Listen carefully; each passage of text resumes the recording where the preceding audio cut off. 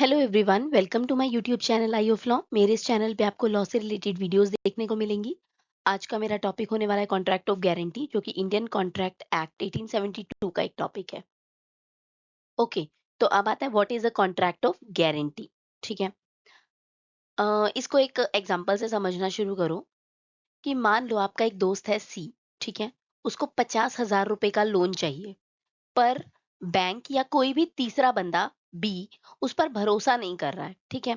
तब आप बीच में आते हो और बी से कहते हो, भाई तू इसे पैसे दे दे, और अगर इसने डिफॉल्ट किया या तेरे पैसे टाइम पे नहीं लौटाए तो इसकी जगह मैं तेरे पैसे भरूंगा। ठीक है। तो ये जो दोस्ती या भरोसा है ना, इसी को लॉ की भाषा में क्या कह देते हैं? कॉन्ट्रैक्ट ऑफ गारंटी, जो कि डिफाइन है section number 126 of Indian contract act में। ठीक है। अगर इसको सिंपल डेफिनेशन की तरफ से हम देखते हैं, तो एक बंदा गारंटी लेता है कि अगर ओरिजिनल बोरोवर फेल हो गया पैसे भरने में, ठीक है, तो वो खुद स्टेप इन करेगा और उधार को चुकाएगा। ठीक है। तो इसका मतलब, एक एग्जांपल से अगर हम देखते हैं, तो ए ने बी से रिक्वेस्ट की कि बी भाई सी को 50,000 रुपए उधार दे दो। अगर साल भर में सी ने आपके पैसे नहीं दिए वापस, तो मैं गारंटी लेता हूं ये पैसे मैं भरूंगा। ठीक है। यही क्या है? Contract of guarantee. मैं आपको हर बार बताती हूँ कि अगर कोई कॉन्ट्रैक्ट है तो उसके अंदर पार्टीज को होना जरूरी है। तो लेकिन इसके अंदर जो होती है ना, इस कॉन्ट्रैक्ट में तीन पार्टीज होती हैं। एक तो प्रिंसिपल डेटर, जो पैसे उधार लेता है। ठीक है। इसके बाद होता है क्रेडिटर, जो पैसे उधार देता है। और एक और पर्सन होता है श्योरिटी, जो गारंटी लेता है कि जिसने उधार लिया वो पैसा टाइम पर देगा, और अगर नहीं देगा तो वो श्योरिटी खुद उस पैसे को भरेगा। अब ये बताओ कि क्या हम किसी भी एग्रीमेंट को कॉन्ट्रैक्ट ऑफ गारंटी कह देंगे? नहीं, ऐसा बिल्कुल नहीं हो सकता। तो किसी भी एग्रीमेंट को कॉन्ट्रैक्ट ऑफ गारंटी बनने के लिए कुछ एसेंशियल कंडीशंस, यानी कि कुछ जरूरी शर्तें, उनको पास करना जरूरी होता है। ठीक है। तो सबसे पहली शर्त आती है ट्राइपर्टाइट एग्रीमेंट, यानी कि ये सबसे फर्स्ट एसेंशियल है कि ये समझो कि अगर कोई नॉर्मल कॉन्ट्रैक्ट बनता है ना, तो वो दो पार्टीज के बीच में बनता है, पर यहाँ पर तीन पार्टीज इन्वॉल्व्ड हैं: creditor, principal debtor and the surety. ठीक है। और सबसे मजेदार बात ये है कि इन तीनों के बीच में अलग अलग, यानी कि थ्री डिस्टिंक्ट रिलेशनशिप बन रही हैं। ठीक है। तो ये कोई सिंगल एग्रीमेंट नहीं है, बल्कि तीन एग्रीमेंट्स का कॉम्बो है। ठीक है। इसके बाद सेकंड पॉइंट आता है प्राइमरी वर्सेस सेकेंडरी लाइबिलिटी। ठीक है। तो ये सेकंड एसेंशियल हो गया हमारा। तो इसका क्या मतलब है कि देखो, पैसे लौटाने की जो पहली जिम्मेदारी होती है ना, यानी कि प्राइमरी लाइबिलिटी, वो हमेशा ओरिजिनल बोरोवर, यानी कि प्रिंसिपल डेटर की होती है। ठीक है। श्योरिटी की जो लाइबिलिटी होती है ना, वो हमेशा सेकेंडरी लाइबिलिटी होती है। मतलब जब तक डेटर, यानी कि जो प्रिंसिपल डेटर है, वो डिफॉल्ट नहीं करेगा, यानी कि अपने समय के अनुसार जो निर्धारित समय है उस तक उसने पैसा नहीं दिया, तब तक जो श्योरिटी है ना, उसका कोई एक भी पैसा नहीं ले सकता। ठीक है। अगर जो प्रिंसिपल डेटर है उसने डिफॉल्ट किया, तो श्योरिटी को पिक्चर में आना पड़ेगा। ठीक है। इसके साथ हमारा थर्ड एसेंशियल आता है डिस्क्लोजर ऑफ मटेरियल फैक्ट्स, यानी कि अगर क्रेडिटर ने आपसे कोई बड़ी बात छुपाई है, कंसीलमेंट है, या गलत भाषा का यूज करके धोखा दिया है, कुछ मिस रिप्रेजेंटेशन आ गई है, ठीक है, तो वो जो आप गारंटी ले रहे हो ना, वो गारंटी इनवैलिड हो जाएगी। ठीक है। ये बात क्लियरली लिखी हुई है सेक्शन नंबर 142 एंड 143 में। लॉ क्या कहता है? लॉ कहता है नो सीक्रेट्स, यानी कि सब कुछ क्लिस्टर क्लियर होना चाहिए। अगर ये तीनों एसेंशियल्स क्लियर हो रहे हैं, है ना, एसेंशियल्स पास हो रहे हैं, तो हम किसी एग्रीमेंट को क्या कहेंगे? एक कॉन्ट्रैक्ट ऑफ गारंटी। देखिए, तीन एसेंशियल्स के बाद हम फोर्थ एसेंशियल देख रहे हैं, फॉर्म ऑफ कॉन्ट्रैक्ट। यानी कि वैसे लोगों को क्या लगता है? लोगों को लगता है कि जो गारंटी है ना, वो हमेशा पेपर पे दी जाती है, बट ऐसा नहीं है। इंडिया में जो गारंटी है ना, वो ओरल भी हो सकती है और रिटर्न भी हो सकती है। यानी कि आप बोल कर भी किसी को गारंटी दे सकते हैं। ठीक है। मगर इसमें एक ट्विस्ट है। क्या? It must be N express contract, not merely implied. यानी साफ साफ शब्दों में कहना पड़ेगा श्योरिटी को कि हाँ भाई, मैं गारंटी लेता हूँ, तो चिंता मत कर। ठीक है? इसमें एज़म्पशन का कोई मतलब नहीं है कि हाँ, इसने एज़्यूम कर लिया कि श्योरिटी खड़ा था तो उसने गारंटी दी ही है, ठीक है? नेक्स्ट आता है कंसेंट एंड को-श्योरिटीज़। देखो, ये सेक्शन नंबर 144 में डिफाइन है। अगर इसको आसान भाषा में मैं आपको बताऊं तो इसका मतलब होता है कि अगर आपने गारंटी किसी कंडीशन पे दी है, जैसे कि मैं तभी श्योरिटी लूंगा या श्योरिटी बनूंगा जब मेरा ये फ्रेंड भी श्योरिटी बनेगा इस मामले में, ठीक है? तो जब तक आपका वो दूसरा फ्रेंड यानी कि वो दूसरा बंदा श्योरिटी बनने को राजी नहीं हो जाता और श्योरिटी नहीं दे देता है ना, तब तक आपकी गारंटी भी इनवैलिड ही रहेगी, ठीक है? प्लस जितनी भी पार्टी श्योरिटी बन रही है ना, उन सब का फ्री कंसेंट आना चाहिए इस श्योरिटी बनने में। इसके बाद नेक्स्ट आता है द वॉइड डेब्ट रूल। इसका क्या मतलब है? लॉ का ना सीधा सा उसूल है कि अगर मेन डेब्ट ही वॉइड हो जाता है तो उसकी गारंटी भी जनरली वॉइड हो जाएगी, ठीक है? मतलब कि अगर किसी चीज की बुनियाद ही खराब है तो उस पे इमारत जो बनी होगी वो कैसे बनेगी? नहीं बन सकती, है ना? पहला एग्रीमेंट ही फॉल्स था, तो उसके बेस दूसरा एग्रीमेंट की उसका क्या एग्जिस्टेंस रह जाएगा? कुछ भी नहीं। लेकिन इसका कुछ एक्सेप्शन है। ये जो एक्सेप्शन मैं आपको बता रही हूँ, ये बहुत इंपॉर्टेंट है, 4 मार्क्स में अक्सर आता है कि इसके एक्सेप्शन वॉइड डेट रूल का एक्सेप्शन क्या है? तो इसका एक्सेप्शन है कोई माइनर का केस है अगर, ठीक है? या किसी कंपनी का अल्ट्रा वायरस रोन है, ठीक है? तो माइनर के केस में या किसी कंपनी के अल्ट्रा वायरस लोन के केस में वहां जो मेन डेप्ट है ना, उसके वॉइड होने के बाद भी श्योरिटी लाइबल हो सकता है, ठीक है? देखो, गारंटी के हमने एसेंशियल्स तो देख लिए, गारंटी के हमने रूल्स भी देख लिए, लेकिन अब मेरा दिमाग ये सोच रहा है कि रियल बिजनेस वर्ल्ड में इसका क्या यूज है, ठीक है? यानी कि why do we actually needs a contract of guarantee? तो इसके 3 प्राइमरी फंक्शंस होते हैं जो प्योर मार्केट को चलाने में हेल्पफुल होते हैं, ठीक है? सबसे पहला है आपका क्रेडिट एनहांसमेंट, ठीक है? अब मान लो किसी स्टार्टअप या किसी नए बिजनेस को ना लोन चाहिए, पर बैंक जो है ना वो उन्हें अनसिक्योर मानता है। तब एक बड़ी पार्टी या कोई डायरेक्टर बीच में आता है और वो श्योरिटी बन जाता है, ठीक है?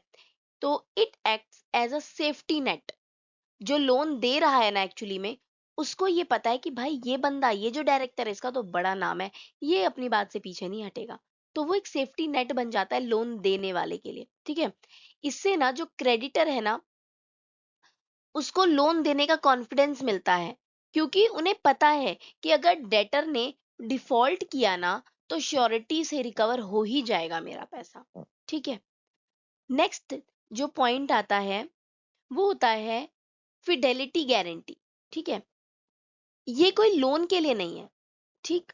ये एक एम्प्लॉय के गुड कंडक्ट और ऑनेस्टी के लिए होता है, ठीक है? जब किसी एम्प्लॉय को ना बड़ी कैश ट्रांजैक्शन या फिर कॉन्फिडेंशियल डाटा हैंडल करना होता है, तो एक कोई थर्ड पार्टी होती है, वो गारंटी लेती है कि ये बंदा जो है ना, वो ईमानदारी से काम करेगा।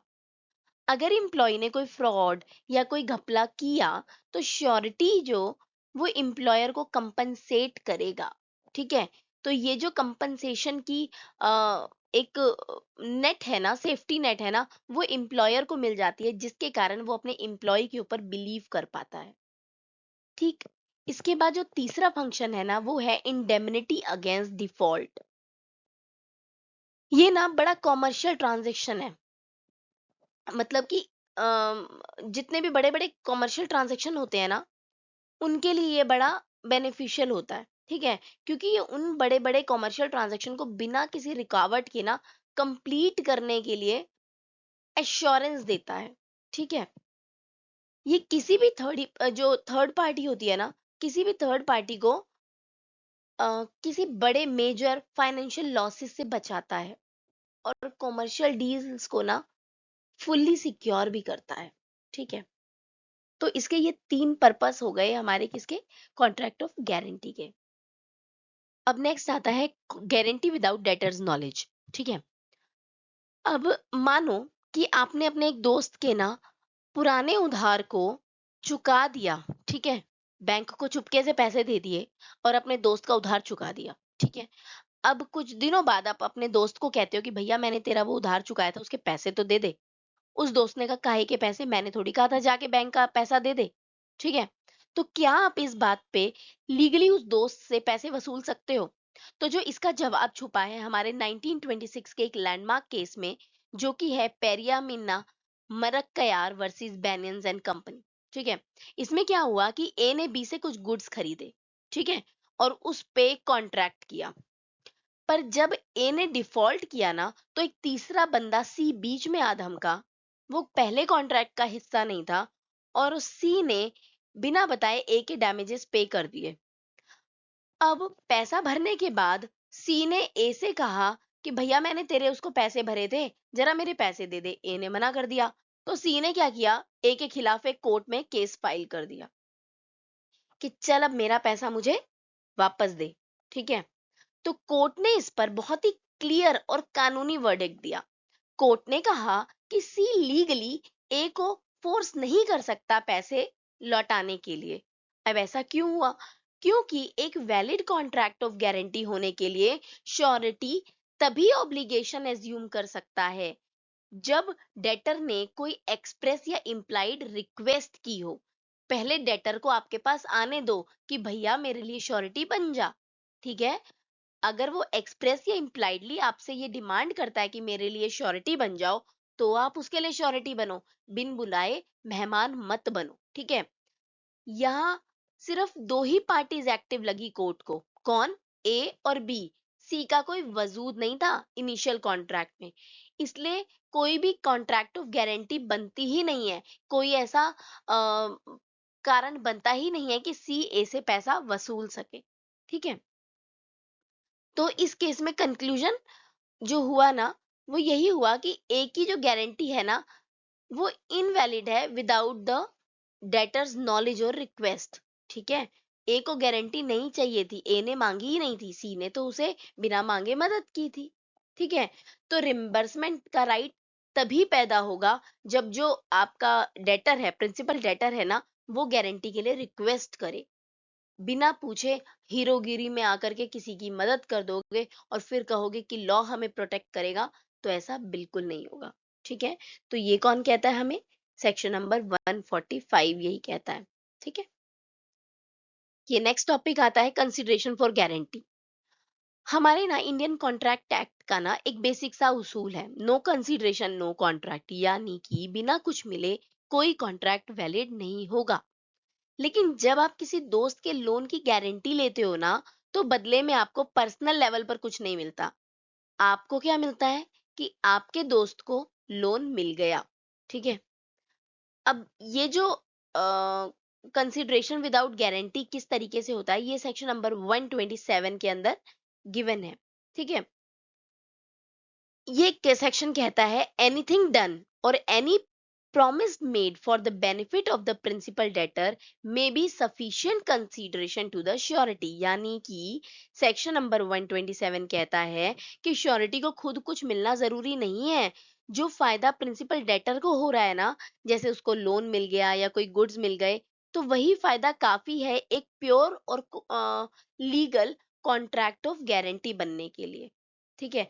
अब ये काम कैसे करता है? देखो, सबसे पहले क्रेडिटर, जो क्रेडिटर है इसको क्या मिलता है? तो इसको मिलती है गारंटी, यानी उसको पेमेंट की फुल्ली सिक्योरिटी मिलती है कि या तो प्रिंसिपल डेटर वापस करेगा, वो नहीं करेगा तो श्योरिटी वापस कर देगा। ठीक है? प्रिंसिपल डेटर को क्या मिलता है? इसको मिलता है उसका बेनिफिशियल लोन या फिर उसको गुड्स मिल जाते हैं। ठीक है? अब श्योरिटी, इसका पर्सनली कोई फायदा नहीं है। ठीक है? इसको पर्सनली कुछ नहीं मिलता, लेकिन फिर भी लॉ की नजर में ये कॉन्ट्रैक्ट है। क्यों? क्योंकि इसने जिस अपने दोस्त के लिए गारंटी दी थी उसको सामान मिल गया। ठीक है? तो ये इसी तरीके से काम करता है। अब देखते हैं हम पास्ट वर्सेस प्रेजेंट कंसीडरेशन। देखिए, अगर आपसे मैं ये पूछूं, ठीक है, कि अगर लोन पहले ही दिया जा चुका है और गारंटी बाद में दी जाए, तो क्या ये वैलिड होगी? अगर आप हाँ सोच रहे हैं ना, तो आप गलत सोच रहे हैं। ठीक है? मतलब लॉ का एक क्लियर रूल है कि गारंटी तभी वैलिड होगी जब कंसीडरेशन फ्रेश होगी। ठीक है? देखो, इसमें एक टेबल दी गई है जिसमें सबसे पहला टाइप आता है, वो आता है कॉन्कुरेंट या फिर फ्यूचर कंसीडरेशन। तो अगर बैंक कहता है कि मैं बी को पैसे तभी दूँगा जब सी इसकी गारंटी देगा। तो ये एक वैलिड है, क्यों? क्योंकि यहाँ पे फ्रेश बेनिफिट एग्ज़िस्ट कर रहा है। लेकिन इसी के साथ अगर हम दूसरा पॉइंट देखते हैं जिसके अंदर पास्ट कंसिडरेशन की बात की गई है, तो ये बिल्कुल इनवैलिड है। क्यों?